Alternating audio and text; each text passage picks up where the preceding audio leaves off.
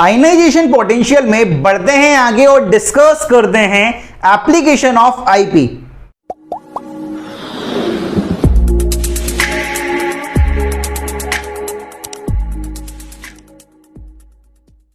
Hello everyone, this is chemistry Baba. Welcome to chemistry Adda MP04 master stock chemistry batch for NEET and IIT JEE।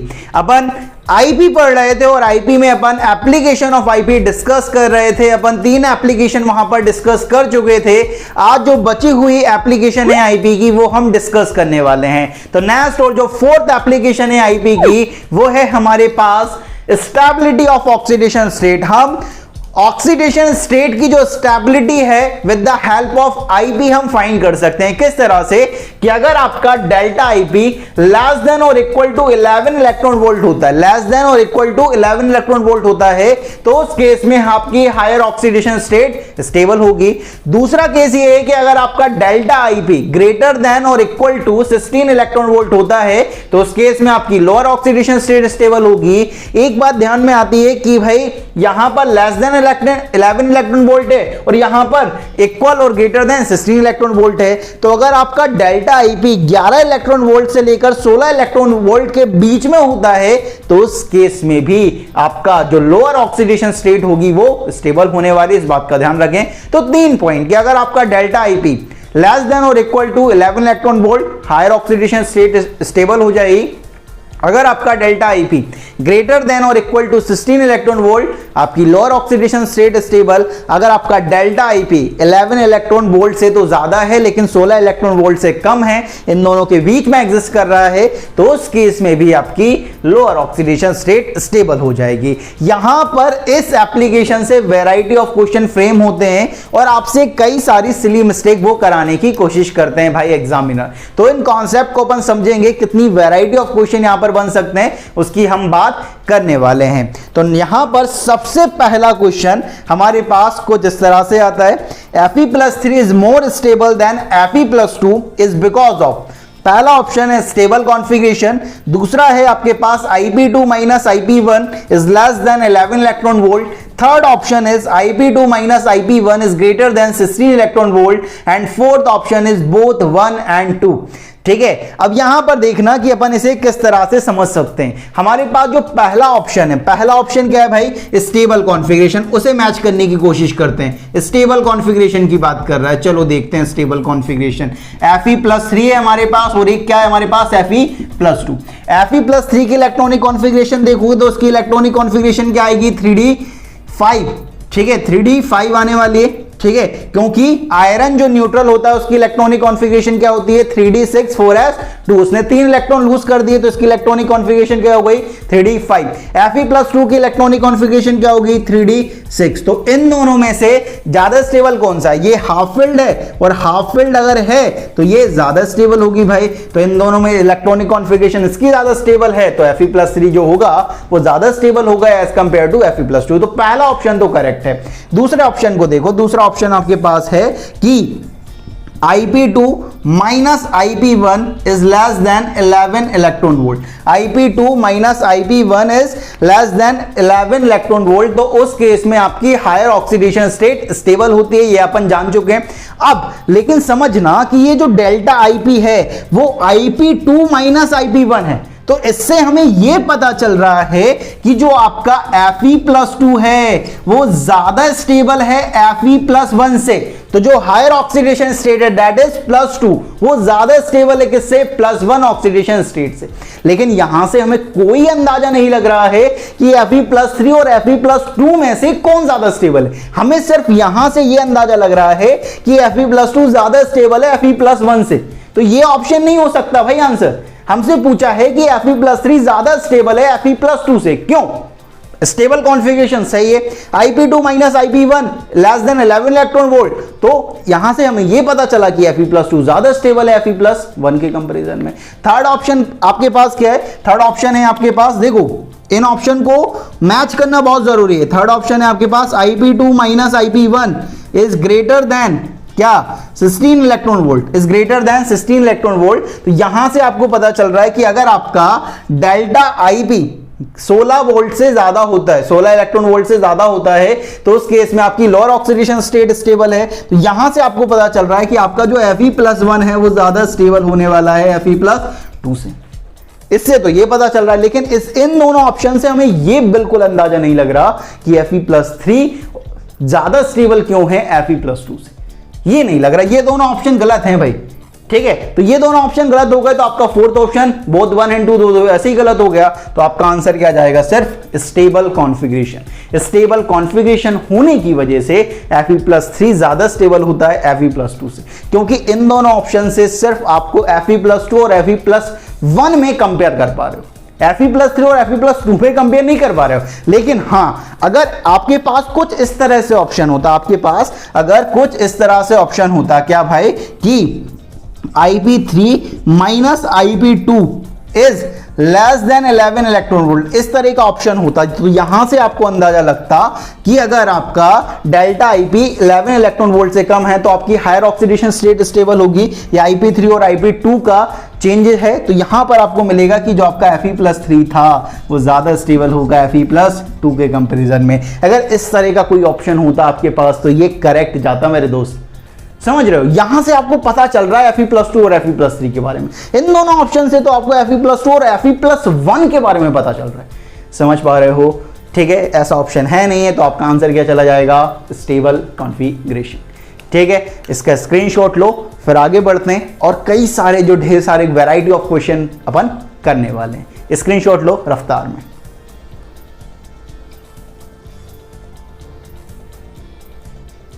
ले लिया आपने इसका screenshot, आगे बढ़ते हैं और डिस्कस करते हैं नेक्स्ट क्वेश्चन।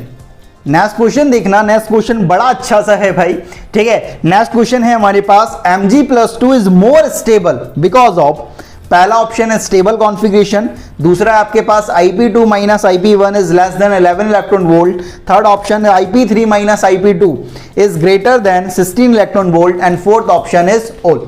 अब यहां पे देखना, हमसे पूछा है कि Mg+2 ज्यादा स्टेबल है, किससे है ये नहीं बताया है, हमसे पूछा है कि Mg+2 ज्यादा स्टेबल है बिकॉज, पहला ऑप्शन है स्टेबल कॉन्फ़िगरेशन। पहला ऑप्शन क्या है आपके पास, स्टेबल कॉन्फ़िगरेशन। देखते हैं भाई, स्टेबल कॉन्फ़िगरेशन हमको पहला ऑप्शन देख रखा हुआ है। स्टेबल कॉन्फ़िगरेशन अगर देखोगे तो Mg+2 की अगर स्टेबल कॉन्फ़िगरेशन देखें तो इसका क्या था भाई, Mg अगर होता तो 3s2 2p6, तो यहां पर इसकी जो Mg+2 है इसकी इलेक्ट्रॉनिक कॉन्फ़िगरेशन क्या है, यहां पर इसके पास इसकी इलेक्ट्रॉनिक कॉन्फ़िगरेशन हो जाएगी भाई 2p6, ठीक है। 2s2 2p6 हो जाएगी, मतलब इनर्ट गैस कॉन्फ़िगरेशन हो जाएगी इसकी, और इनर्ट गैस कॉन्फ़िगरेशन जैसे ही हुई तो ये स्टेबल हो गया। तो पहला ऑप्शन तो आपका करेक्ट दिख रहा है भाई, ठीक है। दूसरा ऑप्शन देखते हैं, दूसरा ऑप्शन है आपके पास क्या, कि Ip2 minus Ip1, Ip2 minus Ip1 is less than 11 electron volt. ये आपको देख रखा हुआ है कि Ip2 माइनस Ip1 इज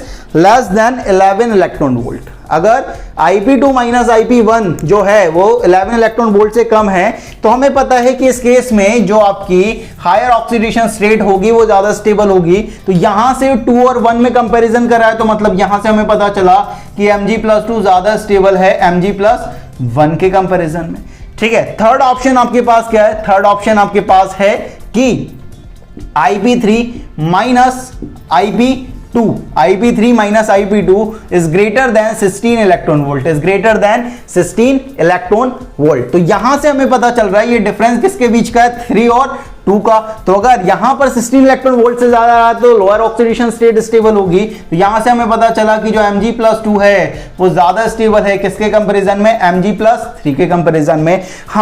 हमें किसी के साथ कंपेयर नहीं करना था, हमें Mg+2 को किसी के साथ कंपेयर नहीं करना था। पहले ऑप्शन से हमें पता चला कि Mg+2 ज्यादा स्टेबल है स्टेबल कॉन्फ़िगरेशन के कारण। दूसरा हमें पता चला कि Mg+2 ज्यादा स्टेबल है क्योंकि उसका डेल्टा Ip क्या है भाई, लेस देन 11 इलेक्ट्रॉन वोल्ट है, तो ये ऑप्शन भी करेक्ट हो गया। थर्ड ऑप्शन हमें पता चला कि जो Ip का डिफरेंस है Ip3 माइनस Ip2 वो कितना है, ग्रेटर देन 16 इलेक्ट्रॉन वोल्ट। तो उस केस से हमें पता चला कि Mg+2 ज्यादा स्टेबल है Mg+3 के कंपैरिजन में। तो यहां से भी हमारा स्टेबल आ रहा है भाई। तो आपका जो फोर्थ ऑप्शन है ऑल, ये आपका करेक्ट हो जाएगा। हमें कंपेयर नहीं करना है, हमें बताना था कि Mg+2 ज्यादा स्टेबल क्यों है, क्योंकि भाई इन तीनों से तो मुझे यही पता चल रहा है, इन तीनों ऑप्शन से, कि Mg+2 मेरा ज्यादा स्टेबल है, ठीक है। तो आपका आंसर क्या जाएगा भाई, फोर्थ, इस बात का ध्यान रखें।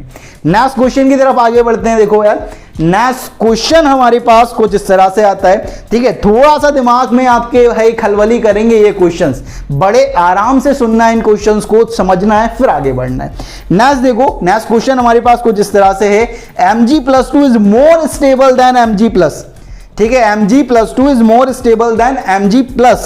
पहला ऑप्शन है स्टेबल कॉन्फ़िगरेशन, दूसरा ऑप्शन है Ip2 minus Ip1 is less than 11 electron volt, third option is Ip3 minus Ip2 is greater than 16 electron volt, and fourth option is all, ठीक है। ऑप्शन वही हैं। अब हमें बताना है कि Mg+2 जो है, Mg+2 जो है वो ज्यादा स्टेबल है किसके कंपैरिजन में, Mg+1 के कंपैरिजन में। तो पहला ऑप्शन आपके पास क्या है, स्टेबल कॉन्फ़िगरेशन। पहला ऑप्शन क्या है आपके पास, स्टेबल कॉन्फ़िगरेशन।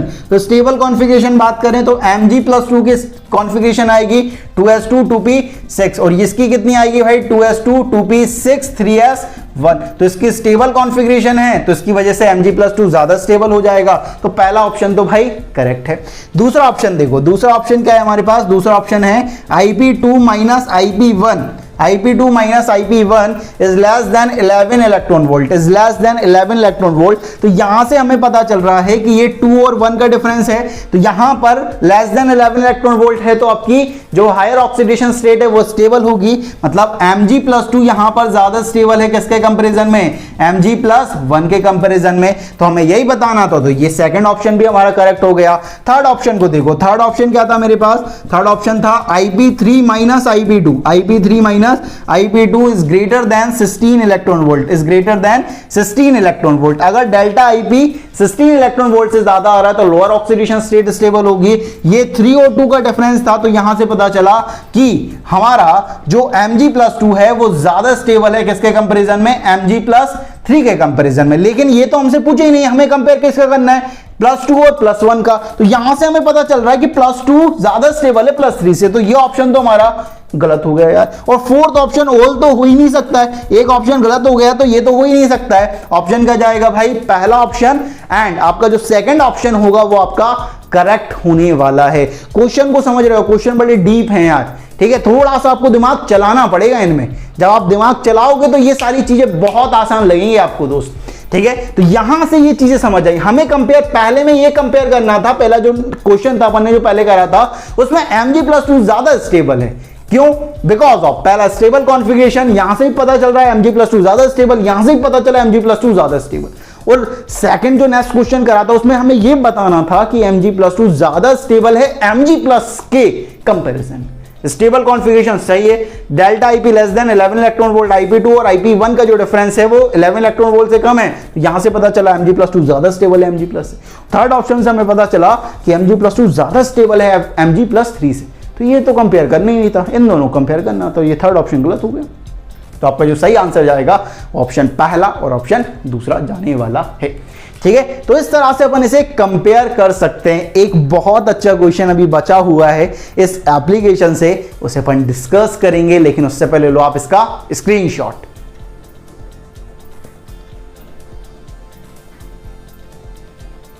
तो ले लिया है आपने इसका स्क्रीनशॉट। आगे बढ़ते हैं और डिस्कस करते हैं नेक्स्ट क्वेश्चन।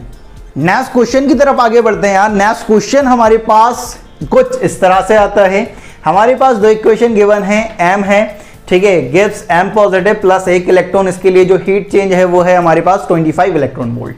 फिर m positive gives m+2 plus 1 electron, इसके लिए जो हीट चेंज है वो है हमारे पास 45 electron volt. Then stability order क्या होगा, पहला ऑप्शन है m पॉजिटिव ज्यादा है m+2 से ज्यादा स्टेबल है, दूसरा ऑप्शन है m+2 ज्यादा स्टेबल है m पॉजिटिव से, और थर्ड ऑप्शन है दोनों बराबर स्टेबल है, और फोर्थ आपका favourite none of the above, ठीक है। अब यहां पर देखना कि यहां पर मेनली ये क्या है कि ये एक एटम है, वहां से आप इलेक्ट्रॉन को निकाल रहे हो, मतलब ये Ip है भाई, हीट चेंज मतलब क्या है, डेल्टा Ip ये गिवन है आपको। और यहां पर अगर बात कर रहे हो तो ये क्या है, एक और इलेक्ट्रॉन को और निकाल दिया, ये Ip1 है तो ये Ip2 हो जाएगा।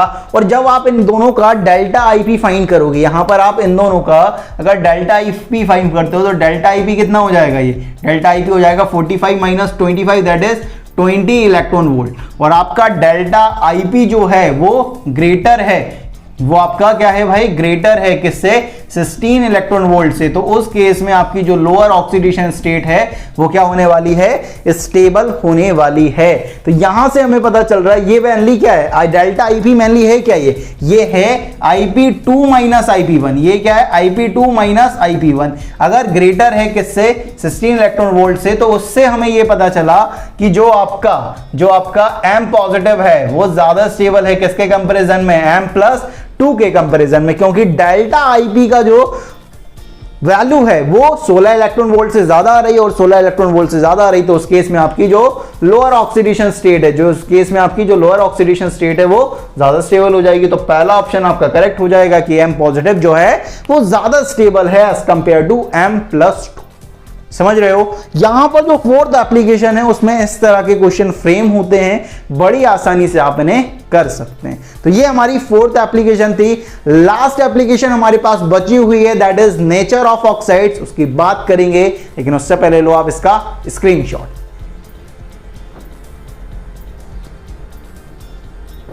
तो ले लिया है आपने इसका स्क्रीनशॉट। आगे बढ़ते हैं और डिस्कस करते हैं हमारी last application of IP, that is nature of oxide. Fifth application है यार हमारे पास नेचर ऑफ ऑक्साइड्स। ठीक है, नेचर ऑफ ऑक्साइड्स की अगर बात करें तो हमें क्या क्या चीजें पता है उनकी बात करते हैं। जैसा आप जानते हो नॉन मेटेलिक ऑक्साइड जो होती हैं वो एसिडिक नेचर की होती हैं, तो उसकी बात करते हैं कि जो नॉन मेटेलिक ऑक्साइड्स होते हैं वो एसिडिक नेचर के होते हैं। Non metallic oxides are acidic nature, non metallic oxides are acidic in nature, acidic nature के होते हैं। लेकिन एक्सेप्ट किन्हें छोड़कर, हमने पढ़ा हुआ है ये, किन्हें छोड़कर CO को छोड़कर, NO को छोड़कर, H2O को छोड़कर, N2O को छोड़कर, ये जो नॉन मेटेलिक ऑक्साइड्स हैं वो न्यूट्रल ऑक्साइड्स होते हैं। यहां पर अपन ने पढ़ा था कि 4 ऑक्साइड आपके नीट और जेईई के सिलेबस में 4 ऐसे ऑक्साइड्स हैं जो न्यूट्रल होते हैं भाई। यहां पर ये जो 4 ऑक्साइड है ये नॉन मेटेलिक ऑक्साइड्स हैं, लेकिन ये क्या होते हैं भाई, ये चारों के चारों न्यूट्रल होते हैं। इस बात का ध्यान रखें, ये न्यूट्रल ऑक्साइड्स होते हैं, ये न्यूट्रल ऑक्साइड, ना एसिडिक ना बेसिक, न्यूट्रल है भाई। ठीक है, अब यहां पर बात करते हैं कि non metallic oxides are acidic in nature except CO, NO, H2 and N2O को छोड़कर। यहां पर नेक्स्ट बात करते हैं मेटेलिक ऑक्साइड्स की, कि मेटेलिक ऑक्साइड जो होते हैं, मेटेलिक ऑक्साइड्स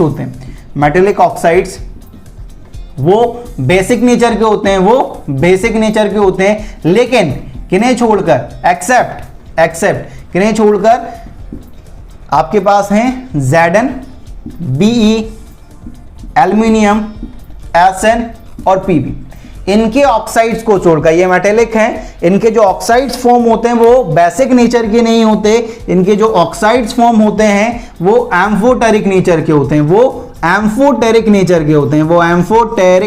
के होते हैं, याद रखना है। ठीक है, एम्फोटेरिक नेचर के होते हैं, याद रखना है। वो एसिडिक और बेस दोनों के साथ रिएक्ट कर सकते हैं भाई। कि हमने पहला पढ़ा कि non metallic oxide acidic nature के होते हैं, किन्हें छोड़कर, CO, NO, H2 and N2O को छोड़कर। जो मेटेलिक ऑक्साइड्स होते हैं वो बेसिक नेचर के होते हैं, किन्हें छोड़कर, Zn, Be, एल्यूमिनियम, Sn और Pb। जनाबे अली, Sn Pb से याद रख सकते हो, ये क्या है, जनाबे अली। ठीक है, गाना है ना, जनाबे अली आजा आजा, ऐसा कुछ था।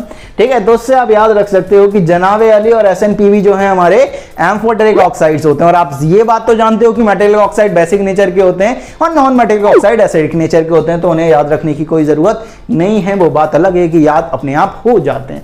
ठीक है, हम गलती करते नहीं हैं, गलती हो जाती हैं, उसी तरीके से हम याद करते नहीं हैं, याद हो जाते हैं। ठीक है, याद रखें। यहाँ पे बात करते हैं कि ऐसा गाना भी था ना कि हम देर करते नहीं हैं, देर हो जाती है। ठीक है, ये सारा है। एक ट्रेंड भी आता है, एक पीरियोडिसिटी भी आती है। यहाँ पर थोड़ा सा देखो क्या पीरियोडिसिटी यहाँ पर देखने को मिलती है। जब मैं पीरियड में मूव करता हूं, left to right in periodic table move करता हूं अलोंग द पीरियड, तो वहां पर मुझे क्या चीज देखने को मिलेगी, लेफ्ट टू राइट जब मैं मूव करूंगा तो मेरा Z इफेक्टिव क्या होगा, बढ़ेगा। और Z इफेक्टिव बढ़ेगा तो मेरा IP क्या होगा, बढ़ेगा। और IP बढ़ेगा, IP जो है वो किसका कैरेक्टरिस्टिक है, जितना ज्यादा IP उतना ज्यादा नॉन मेटेलिक कैरेक्टर बढ़ेगा भाई, क्योंकि मेटल का तो IP कम होता है। अगर IP बढ़ रहा है तो मेरा जो नॉन मेटेलिक कैरेक्टर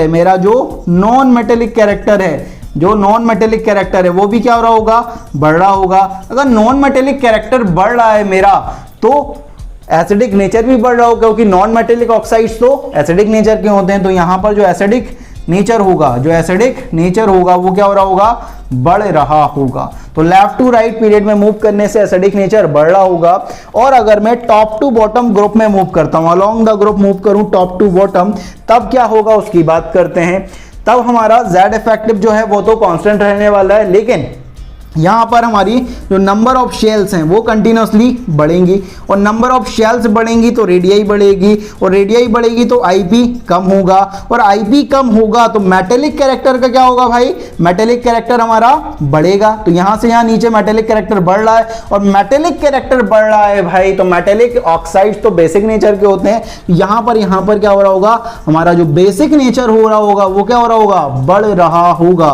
तो along the period left to right move करने पर एसिडिक नेचर बढ़ रहा है, और along the group top to bottom move करने पर बेसिक नेचर हमारा क्या हो रहा है, बढ़ रहा है। इस बात का ध्यान रखेंगे, ठीक है। इन जनरल अगर बात करें तो इन जनरल अपन ऐसा बोल सकते हैं यार, इन जनरल अगर बात करें तो इन जनरल अपन ऐसा बोल सकते हैं कि जो आपका एसिडिक नेचर होता है, जो आपका एसिडिक नेचर होता है वो डायरेक्टली प्रोपोर्शनल होता है किसके, वो डायरेक्टली प्रोपोर्शनल किसके होता है, आईपी के। कि अगर आईपी जितना ज्यादा होगा उतना ज्यादा नॉन मेटेलिक कैरेक्टर होगा, और जितना ज्यादा नॉन मेटेलिक कैरेक्टर होगा उतना ज्यादा एसिडिक नेचर आने वाला है। और जो आपका बेसिक नेचर है, जो आपका बेसिक नेचर है वो इनवर्सली प्रोपोर्शनल होगा आईपी के, कि आईपी जितना कम होगा उतना मेटेलिक कैरेक्टर ज्यादा होगा, और जितना ज्यादा मेटेलिक कैरेक्टर उतना ज्यादा बेसिक नेचर होगा कि नहीं, बताओ भाई, ठीक है, होगा ना। तो यहां पर अपन ऐसा बोल सकते हैं कि एसिडिक नेचर डायरेक्टली प्रोपोर्शनल होगा आईपी के, और जो हमारा बेसिक नेचर होगा वो इनवर्सली प्रोपोर्शनल होगा आईपी के। आप इन्हें जोड़ सकते हो metallic and non metallic character से, तो आपके लिए बहुत आसान हो जाएगा इन चीज को समझना कि अगर आपका आईपी ज्यादा, थोड़ा सा सोचो,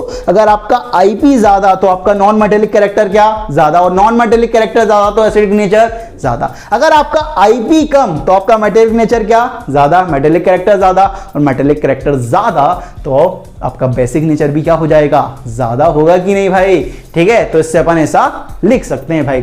अगर आपको क्वेश्चंस में कभी, ठीक है, एलिमेंट्स की अलग अलग ऑक्सीडेशन स्टेट गिवन हो, अगर आपकी एलिमेंट की अलग अलग ऑक्सीडेशन गिवन हो, ऑक्सीडेशन स्टेट क्या हो, गिवन हो, तो उस केस में क्या होगा, यहां पर देखना कि if elements oxidation state are given, तो उस केस में क्या होगा, आपका जो एसिडिक नेचर रहेगा, जो आपका एसिडिक नेचर रहेगा वो डायरेक्टली प्रोपोर्शनल रहेगा ऑक्सीडेशन स्टेट के, कि ऑक्सीडेशन स्टेट जितनी ज्यादा उतना ज्यादा आपका एसिडिक नेचर होगा।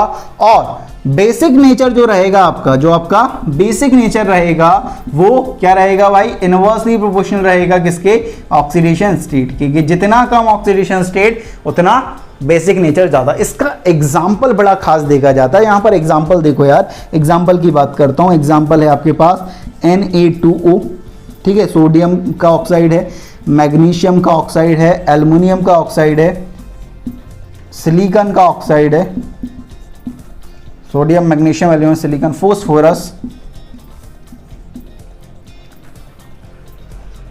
सल्फर,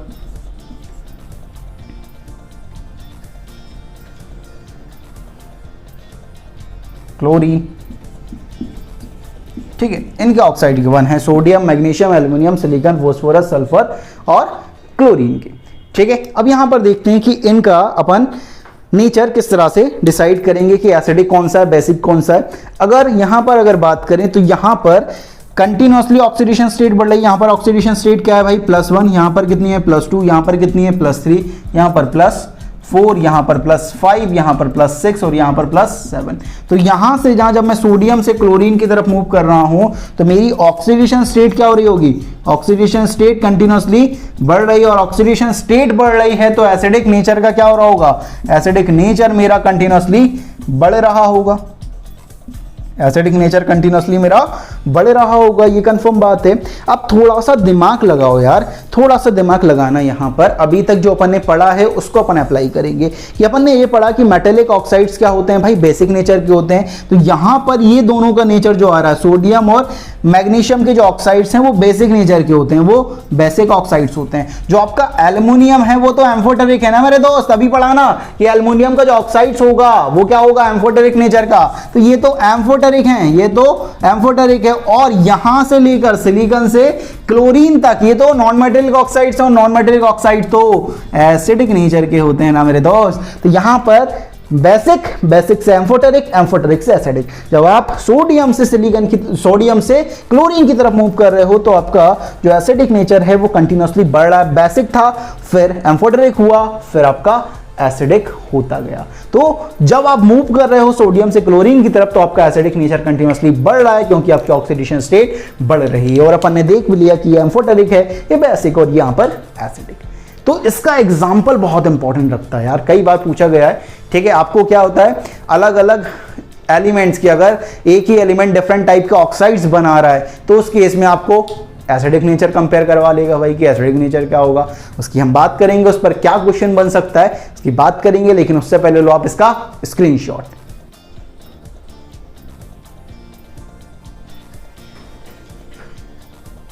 तो ले लिया है आपने इसका स्क्रीनशॉट। आगे बढ़ते हैं और डिस्कस करते हैं नेक्स्ट क्वेश्चन। नेक्स्ट क्वेश्चन यार आईपी से हमारे पास कुछ इस तरह से फ्रेम होगा कि ऑर्डर ऑफ एसिडिक नेचर। यहां पर आप देख रहे हो कि जो एक एलिमेंट है वही डिफरेंट टाइप के ऑक्साइड्स फॉर्म कर रहा है। तो उस केस में जो एसिडिक नेचर होगा अपन ऑक्सीडेशन स्टेट से प्रेडिक्ट कर सकते हैं कि अगर आपकी ऑक्सीडेशन स्टेट ज्यादा है तो आपका एसिडिक नेचर ज्यादा होगा, और आपकी अगर ऑक्सीडेशन स्टेट कम है तो आपका एसिडिक नेचर कम होगा। जैसे कि आप देखो N2O5 में नाइट्रोजन की ऑक्सीडेशन स्टेट कितनी है, +5, N2O4 में कितनी है भाई, +4, और N2O3 में कितनी है, +3। तो +5 +4 +3, तो इधर से जब अपन जा रहे हैं तो ऑक्सीडेशन स्टेट कम हो रही है, और ऑक्सीडेशन स्टेट कम होगी तो हमारा एसिडिक नेचर भी क्या हो जाएगा, कम हो जाएगा। अब दूसरा देखो Cl2O, Cl2O3, Cl2O5 and Cl2O7। यहां पर ऑक्सीडेशन स्टेट है भाई +1, यहां पर है +3, यहां पर +5 और यहां पर +7। तो ऑक्सीडेशन स्टेट बढ़ रही है और ऑक्सीडेशन स्टेट बढ़ रही है तो आपका एसिडिक नेचर भी क्या होगा, बढ़ेगा। थर्ड देखो P2O3 एंड P2O5, यहां पर जो फास्फोरस है उसका ऑक्सीडेशन स्टेट +3 और यहां पर +5। ऑक्सीडेशन स्टेट बढ़ गई है तो आपकी एसिडिक नेचर भी क्या हो जाएगा, बढ़ जाएगा। SO2 SO3 में बात करो, SO2 में सल्फर की +4, यहां पर +6, ऑक्सीडेशन स्टेट बढ़ गई तो आपका एसिडिक नेचर भी बढ़ जाएगा। तो इसमें जो काम की बात है कि अगर एक एलिमेंट डिफरेंट टाइप के ऑक्साइड फॉर्म कर रहा है तो उस केस में तो जितनी ज्यादा ऑक्सीडेशन स्टेट होगी तो वहां पर उसका एसिडिक नेचर उतना ज्यादा आएगा, और ऑक्सीडेशन स्टेट कम होगी तो आपका एसिडिक नेचर भी कम होता जाएगा। ये काम की बात है। नेक्स्ट हमारे पास एक और आता है यार सोचने के लिए कि जो डी ब्लॉक एलिमेंट्स होते हैं वो तो वेरिएबल ऑक्सीडेशन स्टेट शो करते हैं। तो उस केस में क्या होता है कि सेम एलिमेंट डिफरेंट टाइप के ऑक्साइड्स फॉर्म करता है, एसिडिक भी फॉर्म करता है, बेसिक भी फॉर्म करता है और एम्फोटेरिक भी फॉर्म करता है। तो उस केस में अपन किस तरह से फाइंड करेंगे, तो डी ब्लॉक के लिए हमारे पास है कि अगर आपका एलिमेंट हायर ऑक्सीडेशन स्टेट में है तो वो एसिडिक ऑक्साइड फॉर्म करेगा, और लोअर ऑक्सीडेशन स्टेट में है तो बेसिक ऑक्साइड फॉर्म करेगा, और इन दोनों के बीच में कहीं एग्जिस्ट कर रहा है तो वो एम्फोटेरिक ऑक्साइड फॉर्म करेगा। किस तरह से, यहां देखना, जैसे हमारे पास क्रोमियम है तो क्रोमियम में यहां पर ऑक्सीडेशन स्टेट देख रहे हो CrO में तो यहां पर +2 है, Cr2O3 में देखोगे तो यहां पर +3 है, और CrO3 में देखोगे तो +6 है। तो एक ही element variable oxidation state show कर रहा है तो ये डिफरेंट टाइप के ऑक्साइड फॉर्म करेगा। उसी तरीके से MnO देखोगे तो यहां पर +2 में Mn, Mn2O3 में +3 में है, MnO2 में +4 में, और Mn2O7 में +7 में। तो यहां पर देख रहे हो ये लोअर ऑक्सीडेशन स्टेट है, और लोअर ऑक्सीडेशन स्टेट है तो इनका नेचर क्या होगा, ये बेसिक ऑक्साइड्स होंगे, ये बेसिक नेचर के होंगे। और ये दोनों आप देख रहे हो ये क्या है भाई, हायर ऑक्सीडेशन स्टेट में, तो हायर ऑक्सीडेशन स्टेट में है तो ये इनका नेचर क्या होगा, एसिडिक। और ये जो है भाई साहब ये इन दोनों के बीच में एग्जिस्ट कर रहे हैं, और बीच में एग्जिस्ट कर रहे हैं तो इनका नेचर क्या होगा, एम्फोटेरिक ऑक्साइड्स फॉर्म होंगे। ठीक है, तो डी ब्लॉक में अपन को जिस तरह से निकाल सकते हैं, क्योंकि एक ही element variable oxidation state show करता है तो उस केस में अगर उसकी हायर ऑक्सीडेशन स्टेट है तो वो एसिडिक, लोअर ऑक्सीडेशन स्टेट में है तो बेसिक, और उन दोनों के बीच में कहीं एग्जिस्ट कर रहा है तो वो एम्फोटेरिक नेचर होगा। लास्ट में अगर आईपी की बात करें तो आईपी अगर बात करें, ठीक है, डी ब्लॉक के लिए अगर मैं आईपी कंपेयर करता हूं, ठीक है, डी ब्लॉक के लिए अगर मैं आईपी कंपेयर करता हूं तो ऑर्डर को जिस तरह से आता है, साइज का ऑर्डर क्या था, साइज का ऑर्डर था डी ब्लॉक के लिए वो था भाई 3D से ज्यादा 4D, और 4D इक्वल किसके था, 5D के, ड्यू टू लेंथेनॉइड कंस्ट्रक्शन। ये जो साइज का ऑर्डर था वो एक्सेप्ट थर्ड ग्रुप सबके लिए एप्लीकेबल हो रहा था। लेकिन अगर आईपी की बात करें तो आईपी का जो ऑर्डर होता है वो कुछ इस तरह से आता है, 3D 4D और 5D में मैं कंपेयर करूं तो ऐसा पता चला कि जो आईपी है 3D की वो 4D से क्या होती है, ज्यादा होती है, और जो 5D की आईपी होती है वो 4D से ज्यादा होती है। भाई इस तरह का ऑर्डर आता है। अगर एक्चुअल में बात करें तो आईपी का ऑर्डर होता है सबसे ज्यादा 5D, देन 3D और देन 4D। 4D का आईपी सबसे कम, और सबसे ज्यादा जो आईपी आता है वो किसका आता है भाई, आपका 5D का आईपी आता है। 5D का आईपी सबसे ज्यादा होता है, देन 3D, देन 4D। ऐसा क्यों हो रहा है, due to lanthanoid contraction. Lanthanoid contraction के कारण साइज बहुत कम हो गई है 5D की, और 5D की साइज कम होने की वजह से वहां पर जो आईपी है वो बढ़ चुका है। इस बात का ध्यान रखें। तो आईपी का ऑर्डर है 5D, 3D, देन 4D। इस बात का ध्यान रखेंगे। यहां पर आकर जो एप्लीकेशन है आईपी की वो खत्म होती हैं। जितने वैरायटी ऑफ क्वेश्चन आईपी से बन सकते हैं वो सारे के सारे अपन कवर्ड कर चुके हैं। आप जल्दी से ले लो इसका स्क्रीनशॉट।